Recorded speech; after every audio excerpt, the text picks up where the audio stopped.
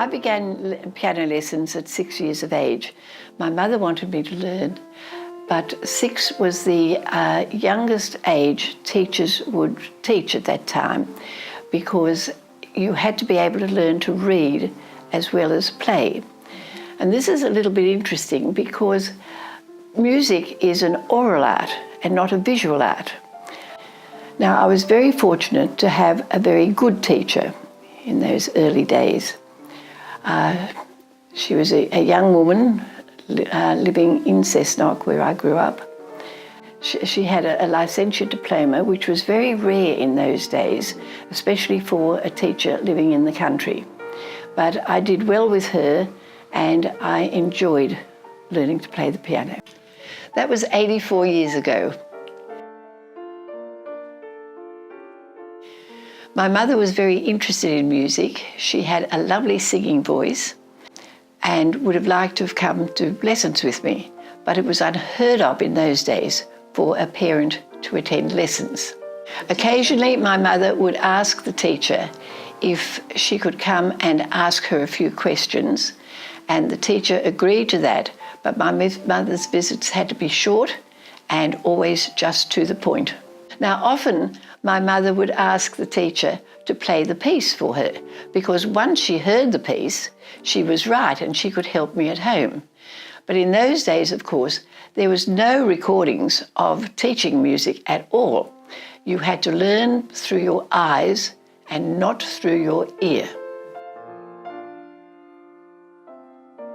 When I was 14 years old, my teacher asked me if I would like to teach 2 little girls the piano. She had no vacancies, and neither did the other 2 piano teachers in town. And so I was delighted with this. And so I used to teach the children at their house, and so I'd go to the house for lessons. But to my dismay, the father always sat in on the lessons. Now, I was in awe of him because he was a high school teacher at the school I attended. And he would ask me questions such as, why did they have to have curved fingers? Why did they keep their wrists up? I had no idea at all. I didn't have the faintest idea why you did this. I was just doing exactly what my teacher had done with me.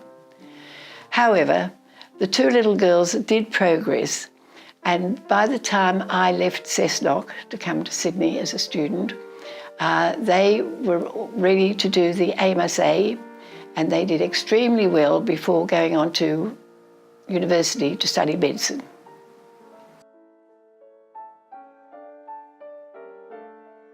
I grew up during the years of the Great Depression, and at the end of high school I came to Sydney on a scholarship to the Conservatorium of Music. I was a pianist without a piano. You can't imagine how difficult it is being in that situation. I practiced in some of the most unwelcome, some of the most unsavoury places you can imagine. However, I survived.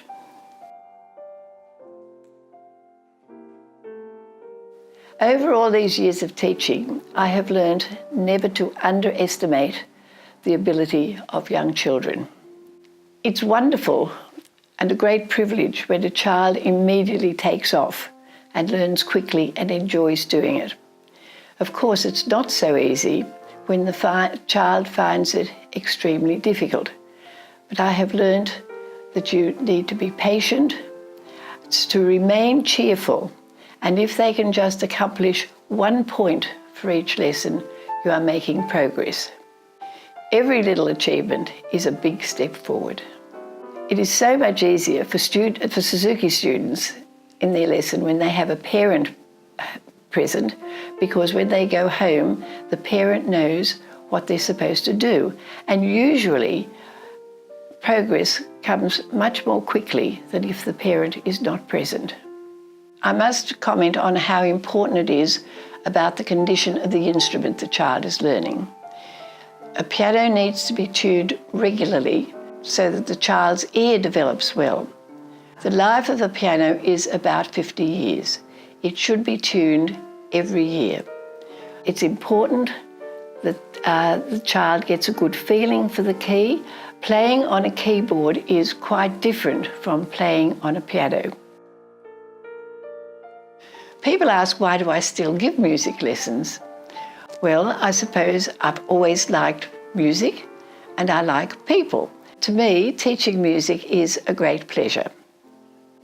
I've enjoyed an interesting musical career as a pianist and an accompanist, and I've taught for a long time, and I taught in high schools, I've taught infant schools, primary schools, and of course I've lectured at university.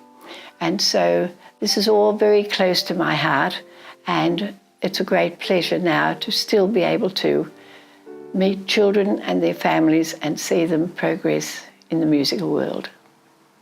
So people ask what I think is next for me.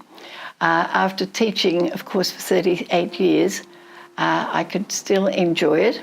And I worked with Harold for many, many years introducing the Suzuki approach, which is very close to my heart, and it's wonderful to see how marvellously it has developed.